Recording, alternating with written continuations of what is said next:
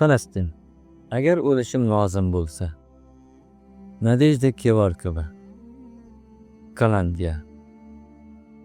Sen Kalandiyani ko'rganmisan? Yo'q. Sen buni ko'rishing kerak. Tanishim bilan ertalab soat 8 da o'sha yerda uchrashishga kelishib olamiz. Kalandiya bu g'arbiy sohilga kirish uchun chegara o'tish joyi. Agar Damashq darvozasi oldida taksi to'xtatib, Kalandiya degan mo'jizali so'zni aytsangiz, falastinlik taksi haydovchisi bir xo'rsinib, qayta so'rab oladi. Siz aniq o'sha yoqqa ketyapsizmi? Diplomatlar, jurnalistlar, missiya xodimlari va ziyoratchilar uchun boshqa bir blokpost bor. Ammo falastinlik nimani his qilayotganini tushunishni istasangiz, Kalandiyaga boring.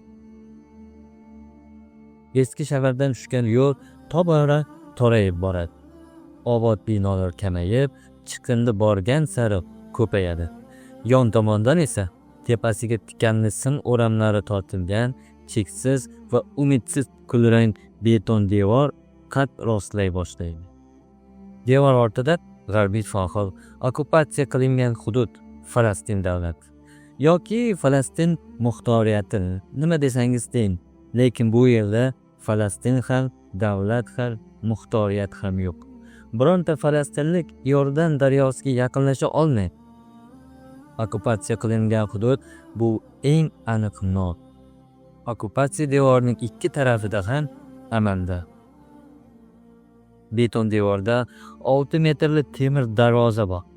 Video kamera qarshisida qo'lda sumka ko'targan falastinlik bola qimirlamay turibdi. U tik turar ekan, qayerdadir uzoqda o'tirgan isroillik qo'riqchi kamera orqali uning yuzini o'rganadi. Xavfsiz joyda yashirinib olib, hamma narsani nazorat qilish bu Isroil xavfsizlik tizimining usuli. Uzoqdagi bunkerda u bolani ro'yxatlar bilan solishtiradi. Shunday qilib, darvoza asta-sekin qo'zg'alishni boshlaydi. Bola esa shoshilmay ochilayotgan tirqish tomon yuradi. U shoshmasdan harakat qilishi kerak, aks holda shubha tug'diradi. Bunday holda unga hamma narsa bo'lishi mumkin. Buni har bir falastinlik bola biladi. Nihoyat u o'tib ketadi. Darvoza sekin yopiladi. Bola o'z vataniga o'ta oldi. Bolaning o'z vatanining u qismidan bu qismiga o'tishi bundan-da qiyin bo'ladi. Bir muncha vaqt o'tib, o'sha darvoza oldiga Isroil harbiy jip mashinasi keladi. Uni ham o'rganishadi. Biroq bunga sumka ko'targan bolaga qaraganda ancha kam vaqt ketadi va o'tkazib yuborishadi. Isroil armiyasi istalgan vaqtda okkupatsiya qilingan hududga kirishi, ko'chani to'sib qo'yishi, kvartalni blokировка qilishi, hech qanday buyruqsiz har qanday hibsni amalga oshirishi, Isroil o'z xavfsizligiga tahdid deb topgan har qanday odamni olib ketishi va xohlaganicha sudsiz va tergovsiz qamoqda ushlab turishi mumkin. Istagan odam o'ldirilishi mumkin. Uyni buzib tashlashi mumkin. Kalandiya blokposti bu yag'ir va ko'rimsiz qorishib yotgan nazorat o'tkazish punktining uyumidir. Isroil tomonidan temir to'siqlarga, velosiped va mototsikllar, Quddusga o'tish imkoniyatiga ega bo'lgan baxtli odamlarning transporti tirkab qo'yilgan. Agar velosiped yoki mototsiklda o'tmoqchi bo'lsangiz, tekshiruv xuddi mashinada o'tayotgandek vaqt oladi. Biroq bu tomonga o'tish imkoniyati deyilganda, har qaysi kunda ko'chaga chiqib, velosipedga o'tirib, maktabga, universitetga, kasalxonaga yoki ishga borish mumkinligini anglatmaydi. Isroil istalgan kun va soatda ogohlantirishsiz o'tish joyini xohlaganicha yopishi mumkin. Mashinada yo'lga chiqqanlar ba'zan 40 daqiqa, ba'zan yarim kun navbatda turishga mahkum. Bu joyni tor yo'laklar, turniketlar va aylanma o'tkazish eshiklaridan iborat labirint deyish mumkin. G'arbiy sohilga nazorat o'tkazish punktidan piyoda yoki mashinada o'tish oson. Hech kim hech narsani tekshirmaydi. Agar shu kuni rejim kuchaytirilmasa albatta. o'tishing bilan toptalgan balchi yuzlab mashinalarning tog' chiqindi orasida qolasan. Devor keng shassini ikki ensiz yo'lakka ajratdim. 1967-yilgi ishg'oldan oldin bu yerda gavjum ko'cha bor edi. Falastin do'konlari endi abadiy yopilgan. Devor ko'tarilishi bilan savdo sotiq ham tugadi. Aslida hayot ham tugadi. Bu yerdan chiqindi olib ketilmaydi va eski mashinalarning ulkan qabristoni bor. Qahvaxonalar, do'konlar, arab banklari yopiq, faqat Isroil banklari ishlashi mumkin. Ammo Quddusdagi kabi pullik avtoturargohlar tashkil etildi.